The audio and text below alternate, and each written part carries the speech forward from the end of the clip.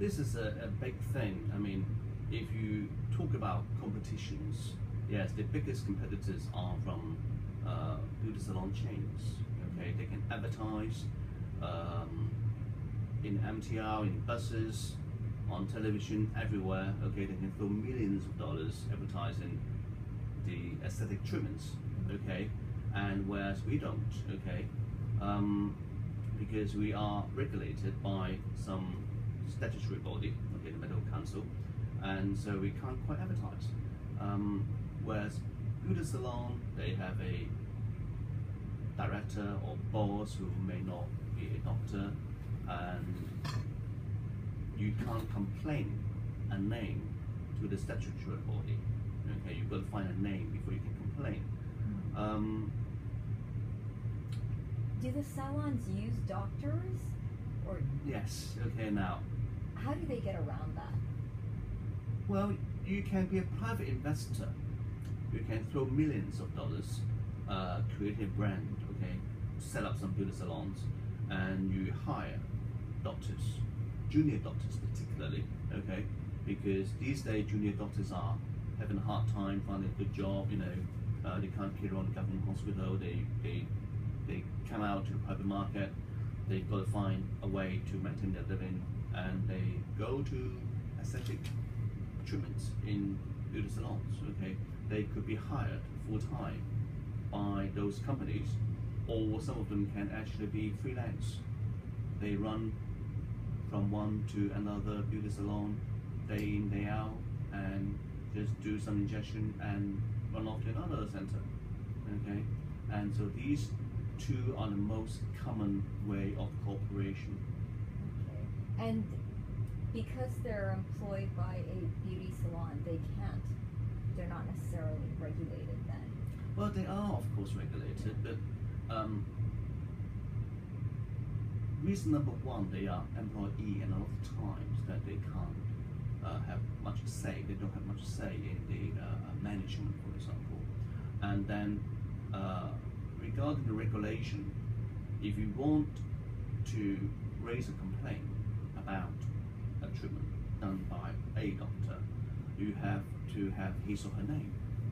And a lot of time, if you go to the salon, you don't necessarily have that name. Okay, that's very important. And so if you ring them up and say, you know, can I ask who is doing the treatment for me? A lot of time they will really just brush off, you know, your questions, and they say, oh, Dr. Chen, for example, that's it, okay? And you don't really have a full name. Okay, interesting. Now, how do you differ from beauty salons? I mean, I know a lot of salons offer maybe packages or things like that. Do you as a clinic offer packages? Very occasionally. I think most of the times are done when some clients actually actively seek packages. Why? Because they want to bargain for a better discount, for example. And most of the other time, no. I would say, you know, 95 to 99% time we don't have packages. Okay, and one of the main reasons why I don't is because I think that's rather unprofessional, and that's not very good salon-like, and I don't like the feeling. Okay, but then again, yes, we still have some packages. As I said, you know, requested by clients mainly, and sometimes, for example, hair removal, then it's something that is necessary to have a package. Right, okay? right. But most things are not. For example, we don't have packages in double fillers. We don't have packages in botulinum toxins.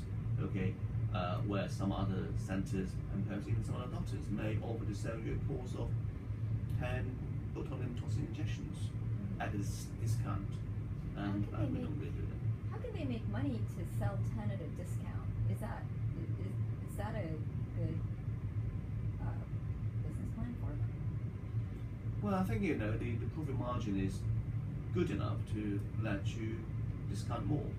You know, when people ask for a bigger discount, okay, from a package. Right. Okay. Now, your clients, how do they hear about you normally? You know, because as a doctor, you said you can't really advertise. Is it word of mouth? Yes, it's really mainly by word of mouth. Okay, then again, he will do search you on the internet. Okay, that's second channel. As I said, most importantly is word of mouth. Okay. And what's your clientele like? What are the demographics of your clientele? Do you